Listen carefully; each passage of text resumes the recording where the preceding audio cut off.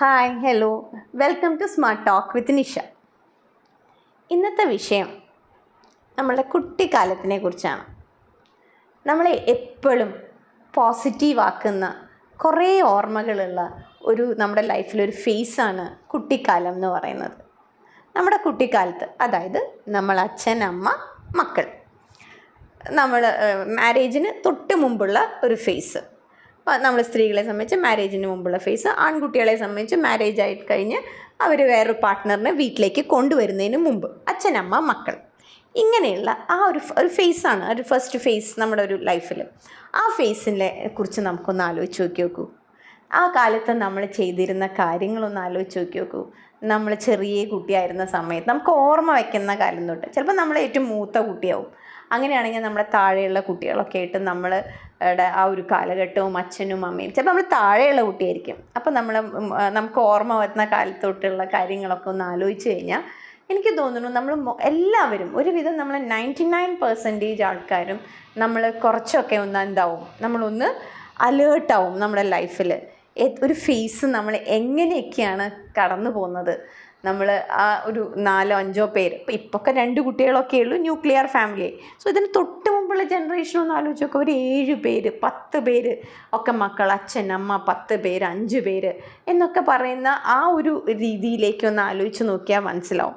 ഇപ്പോഴും ചില വീട്ടിലൊക്കെ 5 പേര്, അതിനനുസരിച്ചൊരു ബിഗ് ഫാമിലി ഇതുണ്ടാവും. സോഷ്യലി ആൻഡ് ഫൈനാൻഷ്യലി ഒക്കെ അവർ ചിലപ്പോൾ ഭയങ്കര ഹൈ ആവും, അവർക്ക് അത്ര മനസ്സിലാവില്ല. മറ്റത് നല്ല കുറേ കാര്യങ്ങൾ, കുറേ ഷെയർ ചെയ്ത കുറേ കാര്യങ്ങൾ, അതായത് ഡ്രസ്സ് ഷെയർ ചെയ്തു, ഭക്ഷണം ഷെയർ ചെയ്തിട്ടുണ്ടാവും. ഒരു കോമൺ ശത്രു, ഒരു ചെറിയൊരു കോമൺ ശത്രു പുറത്തുനിന്ന് സ്കൂളിലൊക്കെ നമ്മളെ അനിയത്തിമാരെയൊക്കെ ആരെങ്കിലും എന്തെങ്കിലും ഒന്നും പറയാൻ വന്നാൽ നമ്മൾ അവരോട് ചോദിക്കാൻ പോവും. എന്നിട്ട് നമ്മൾ അനിയന്മാരെ നമ്മൾ പ്രൊട്ടക്റ്റ് ചെയ്യും എന്നുള്ളത്. അപ്പം പിന്നെ തമ്മിൽ തല്ലുകൂടുന്ന ആ ഒരു കാലം, നമ്മളെ തല്ലൂടലായിരുന്നു തമ്മിൽ എന്തിനൊക്കെ വേണ്ടിയിട്ട്. അന്നൊക്കെ നമ്മൾ ഡ്രസ്സും ഷെയർ ചെയ്യാറുണ്ട് അല്ലേ, പണ്ടൊക്കെ ഡ്രസ്സുകളൊക്കെ ഷെയർ ചെയ്യാറുണ്ട്. അപ്പം എന്നെക്കാട്ടിലും തൊട്ട് മുമ്പത്തെ ജനറേഷനെ കുറിച്ചൊക്കെ കേട്ടാൽ ഞാനിങ്ങനെ വായിച്ച്, അപ്പോൾ നമ്മുടെ അമ്മയൊക്കെ പറയണം ഇങ്ങനെ കേട്ടാണ്, അവർ 7 പേരൊക്കെ ആയിരുന്നു. അതിന് തമ്മിലൊക്കെ അവർ തല്ലൂടിയിട്ടുണ്ടെന്നുണ്ടെങ്കിലും തമ്മിലൊക്കെ അന്ന് ഭയങ്കരമായിട്ട് എന്ത് ചെയ്തിട്ടുണ്ട്, പ്രൊട്ടക്റ്റ് ചെയ്തിട്ടുണ്ട്. ചിലപ്പോൾ മുടി പിടിച്ച് വലിക്കും, തമ്മിൽ ദ്രോഹിക്കും, ചോരയൊക്കെ ചിലപ്പോൾ ഇതാക്കും.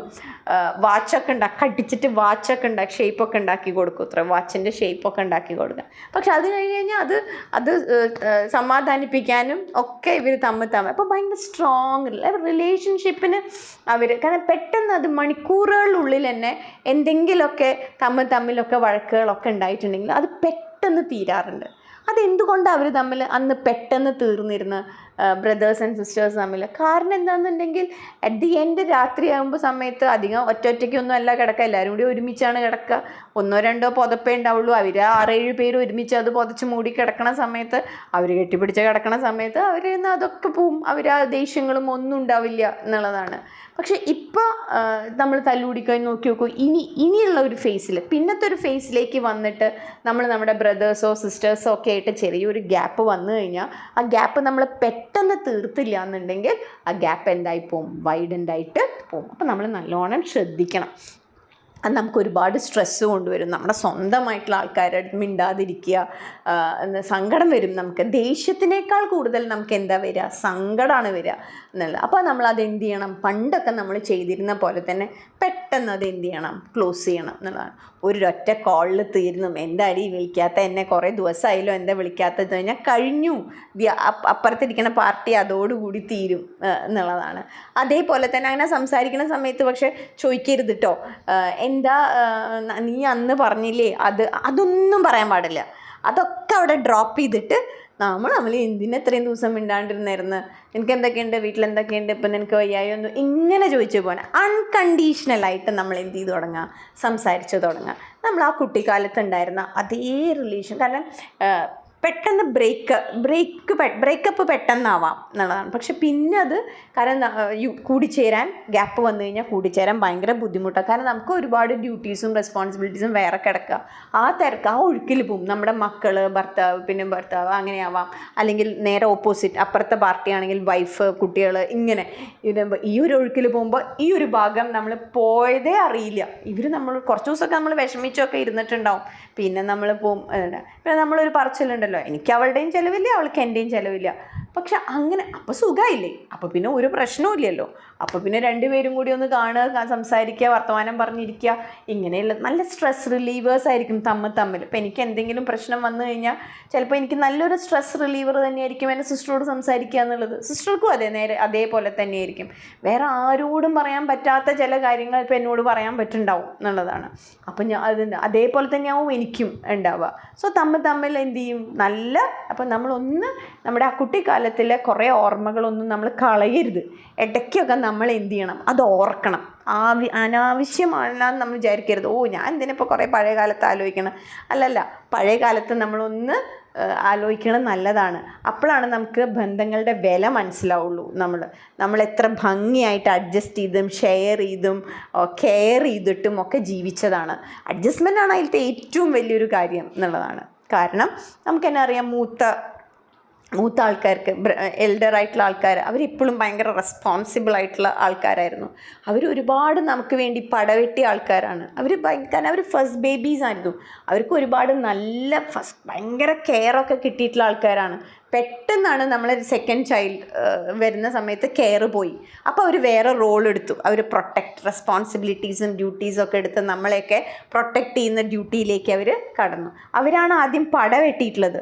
ഞാനൊക്കെ സെക്കൻഡാണ്. അപ്പോൾ നമുക്ക് വലിയ ബുദ്ധിമുട്ടൊന്നും ഉണ്ടായിട്ടില്ല. കാരണം ഇവർ തന്നെ പടവെട്ടിയിട്ടൊക്കെ വഴി ഉണ്ടാക്കി വെച്ചിട്ടുണ്ട്. നമുക്ക് അതിൽ കൂടെയൊക്കെ ഒന്ന് നടന്നു പോകേണ്ടി വന്നിട്ടേ ഉള്ളൂ എന്നുള്ളതാണ്.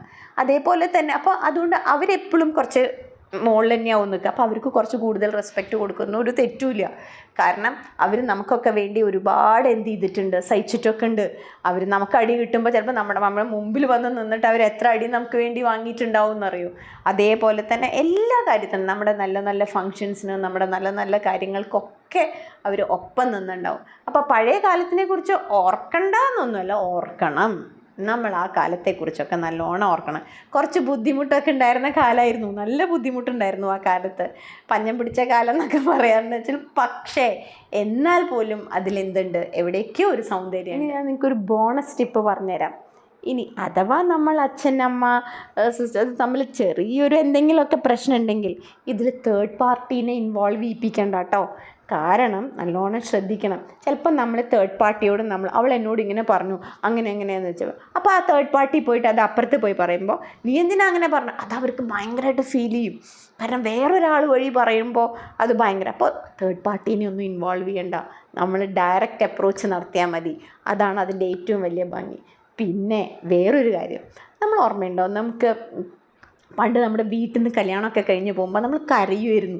കാരണം നമുക്ക് ഇഷ്ടമല്ലല്ലോ, നമുക്ക് വേറൊരു വീട്ടിലേക്ക് പോകുമ്പോൾ. അപ്പോൾ അത് കല്യാണമൊക്കെ കഴിഞ്ഞു, അതൊക്കെ റെസ്പോൺസിബിലിറ്റീസ്, ഡ്യൂട്ടീസൊക്കെ കഴിഞ്ഞ് ചിലപ്പോൾ നമ്മൾ നാട്ടിൽ തിരിച്ച് വന്ന് സെറ്റിൽ ചെയ്യുന്ന സമയത്ത് നമ്മൾ ചിലപ്പോൾ തൊട്ടടുത്തൊക്കെ ആയിരിക്കും വന്ന് സെറ്റിൽ ചെയ്തിട്ടുണ്ടാവുക. അപ്പോൾ ആ സെറ്റിൽ ചെയ്യുന്ന സമയത്ത് ചിലപ്പോൾ ചെറിയ അങ്ങോട്ടും ഇങ്ങോട്ടൊക്കെ ചെറിയ ഇതുണ്ടാവും. അപ്പം നമ്മൾ ചിലപ്പോൾ മറ്റേ ആളെ പറ്റിയിട്ട് ഇരുന്നൊക്കെ കുറ്റമൊക്കെ പറഞ്ഞിട്ടുണ്ടാവും. ചിലപ്പോൾ അത് അവർ കേട്ടിട്ടുണ്ടാവും. തൊട്ടടുത്തൊക്കെയാണ് പോയി വീട് പണിയണമെന്നൊക്കെ ഉണ്ടെന്നുണ്ടെങ്കിൽ നല്ലോണം ശ്രദ്ധിക്കണം. ചിലപ്പോൾ നമ്മളൊന്ന് ചെറുതായിട്ട് എന്തെങ്കിലുമൊക്കെ പറയുമ്പോൾ നമ്മൾ കുറച്ച് അവരത് കേട്ട് കഴിഞ്ഞാൽ ഭയങ്കര സങ്കടവും വിഷമവും അവർക്ക് വരും എന്നുള്ളതാണ്. നേരിട്ട് പറയാൻ പറ്റുന്ന റിലേഷൻഷിപ്പാണ് ഇതൊക്കെ.